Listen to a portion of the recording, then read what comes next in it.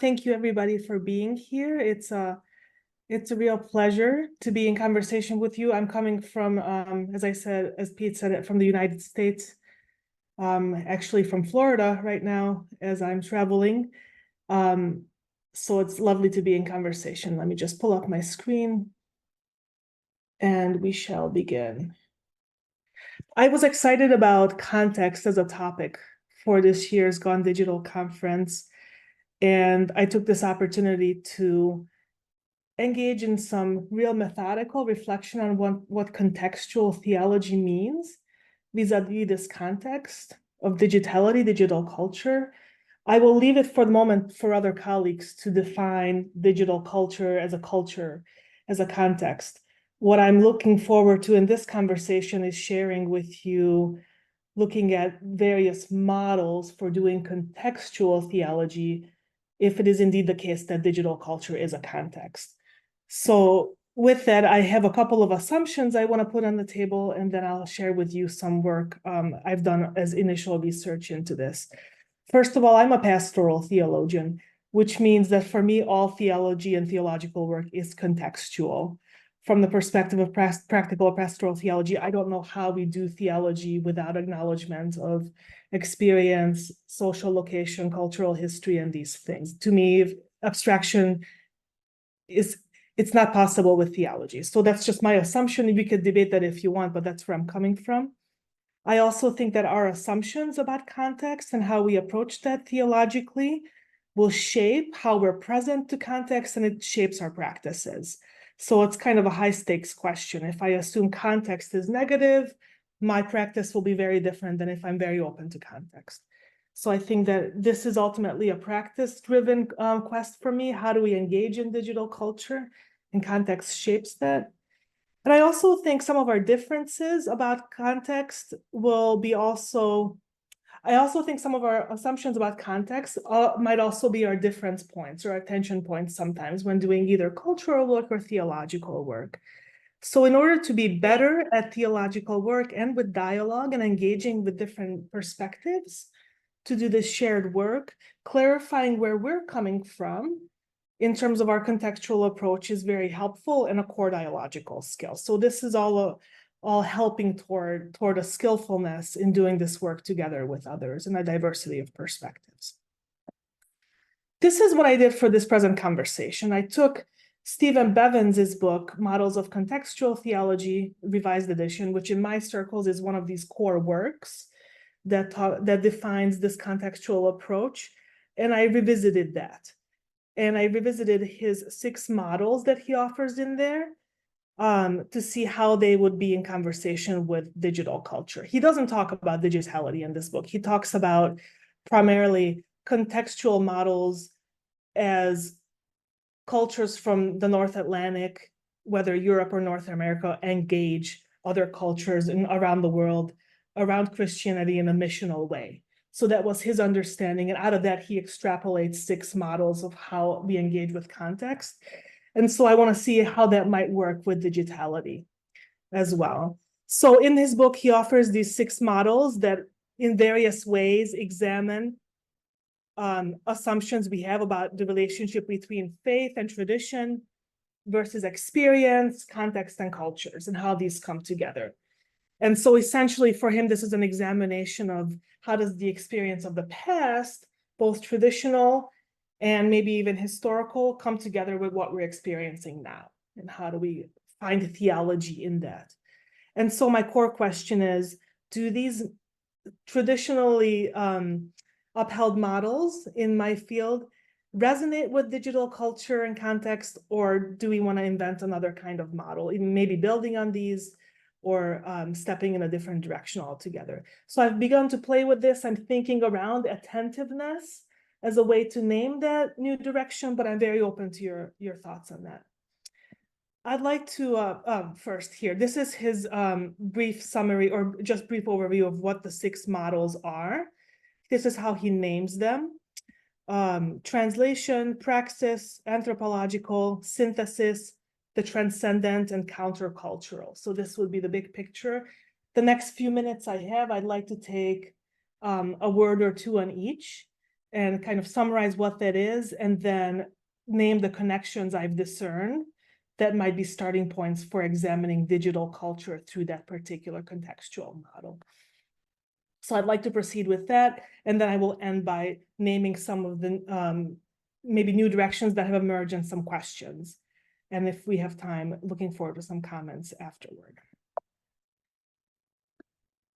So moving to the translation model, this is Bevans's way of naming the particular approach to culture and context where Christianity is seen as something outside of culture, that there's an objective kernel to the gospel message that you can extract from Christianity that would resonate with most or all cultures around the world. So therefore, that gospel kernel that's supracultural could be adapted and translated in manifold contexts. We just have to find the language and the best way to communicate that. So according to this translation model, theology then puts gospel into culture through this process of translation and adaptation. And likewise, as I say, gospel message also could be plucked out of context and be sort of this abstract, pure kind of message that then gets put back in various ways. Revelation, according to this model, is propositional. It's a set of directives or teachings that are more or less seemingly objective. That past experience of revelation impacts and guides the present. So we're not locating and discerning the Spirit in the present moment. We're seeing how the Spirit has worked in the past so as to put movement into the present moment. And the primary way for this model to make impact is to seek to preserve Christian identity in a world around it that's changing. So this is one particular way. As I thought about this for digitality, these are some initial thoughts that came to mind for me. According to a model like the translation model, digital culture would be viewed as mission territory, if you will, a context that's by and large receptive or ought to be receptive to the gospel.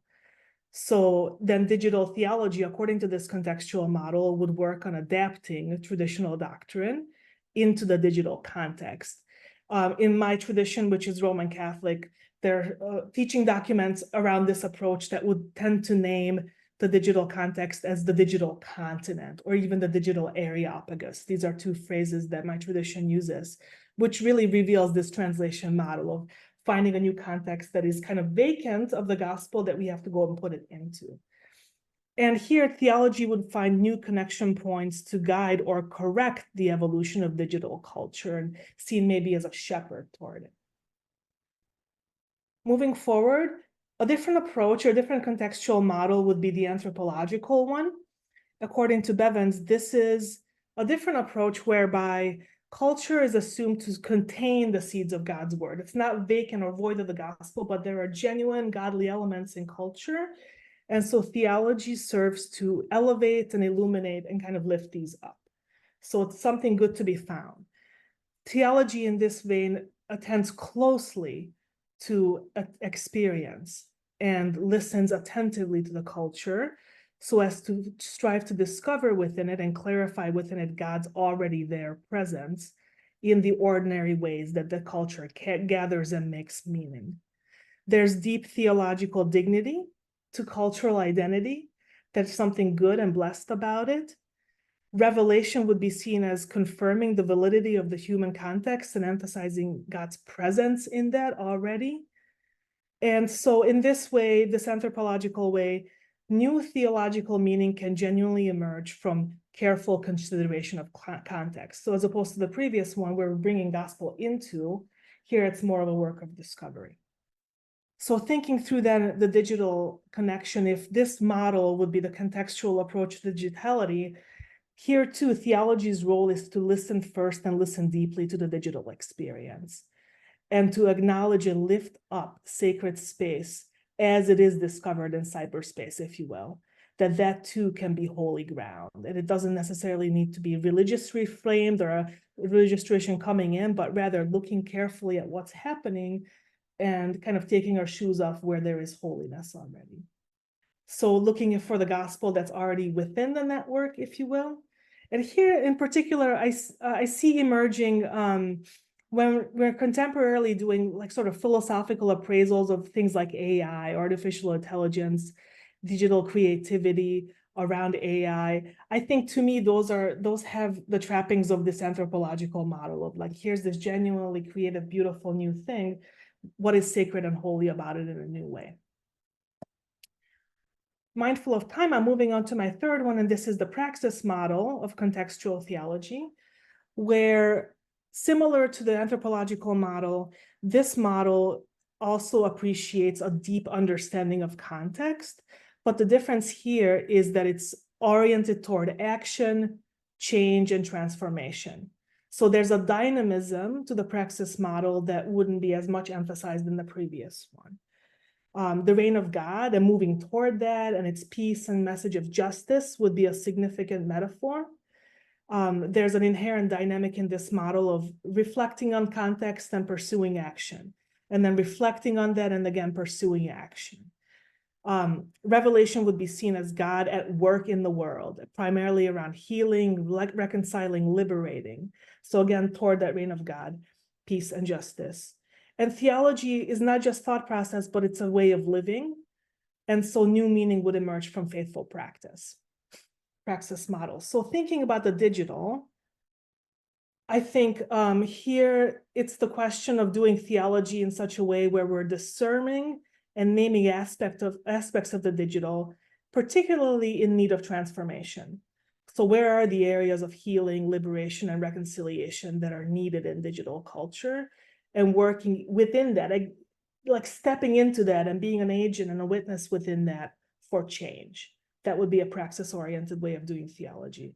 So I would say people who are calling themselves digital disciples or doing digital discipleship in the context and or offering social commentary, but from the experiential perspective in kind of a dynamic way, would be people representing the praxis model.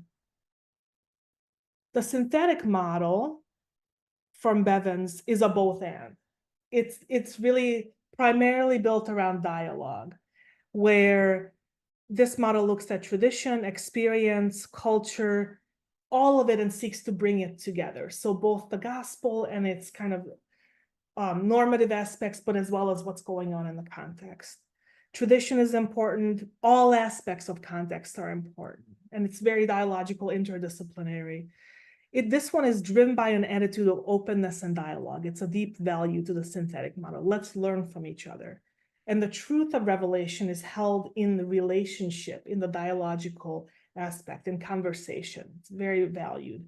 So when coming to digitality, I appreciate here approaches, theological approaches that are especially open to the social sciences, open to technology when constructing theology. So really that interdisciplinary approach and experience would be akin to the synthetic model.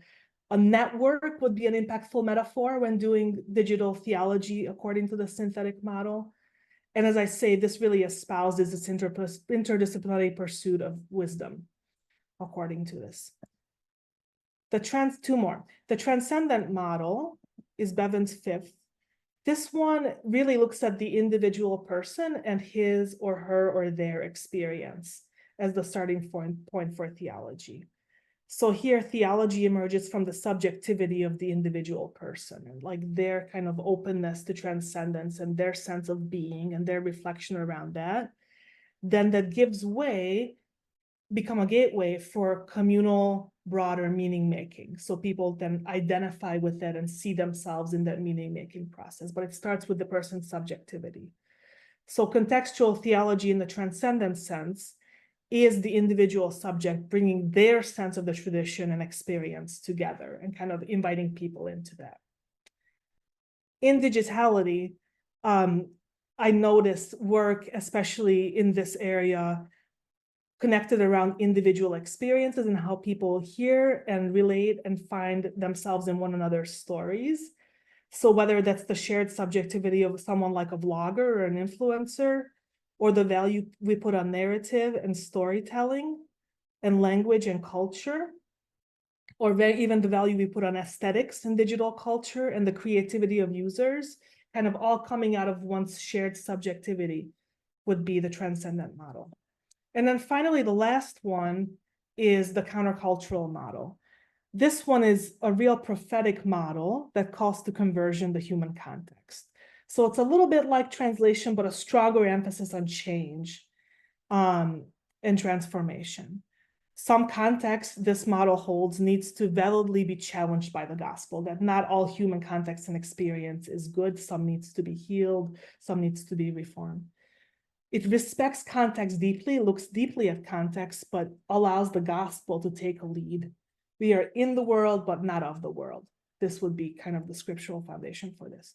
So where I see this in digitality is interestingly around the emergence of contrast communities that we see. And this goes back a while, but it has new facets to it these days. So we're all aware of movements around techno-asceticism and digital fasting and resisting the gadget, kind of putting these things down. But I see around that to an increasing sense of mindfulness these days, things like slow media and slow tech, trends around de-influencing, and also this anti-algorithm sort of esotericism where people are kind of pushing back to the power of the algorithm. So these are kind of countercultural aspects that we could be doing good theology around. So I want to end here with, as I take these models and take a look at them, I think there are many aspects that could be taken out to begin to construct a model that's for digital culture. I think, to be honest, Bevans also means it that way in his work, that models ought not be in a vacuum, but they're in real life, they fit together, right? So also I just plucked quickly these things out of each of these, or many of these, that I think begin to speak well to digital culture. So here we see the value of listening and reflection, the value of the gospel, the seeds of the word, that aspect of prophetic guidance, the individual subject and their story, action from the within. We can kind of put these in a constellation, and these would serve digital culture. And I want to pause as I end with this one, and I would like to do more work around as my research emerges. But I want to keep thinking about listening and reflection as a real essential aspect of doing contextual theology with digital culture. This be attentive is not new. We see it in Lonergan, we see it in Paulo Freire, we see it in the Benedictine spiritual tradition, which is a lot of the work I do. So approaching theology with a disposition of listening and attentiveness. And so then theology, first and foremost, emerges from the posture of listening, from the posture of hospitality, from the posture of presence that we would bring ourselves to in this cultural context. And we can begin to do theology already as a manner of communication, not just as particular acts or, ways of approaching. The very manner is already theological, and this would be underlined by something like communicative theology, that the way that we're present is already a theological locus. So this is true for disposition and to practice. And so I also see this resonating with the countercultural model. I see it resonating with the transcendent, the anthropological, the synthetic, many of these before. As my research emerges, though, I really want to build on what it means to find theology in the act of listening, in the act of attentiveness, even before we begin to dialogue with particular aspects of culture. So that's my direction. That's where I'm headed. Some of the questions I'm interested in is whether this attentiveness listening approach, is this new, or is it simply elevating something we've done before? And if we're espousing this approach of attentiveness and listening, does it reveal new directions in and through digital culture, or are we just translating in something that's previously held? So I'm going to end here, mindful of time. And if there's time after the presentations, I'm looking forward to some comments or thoughts from people.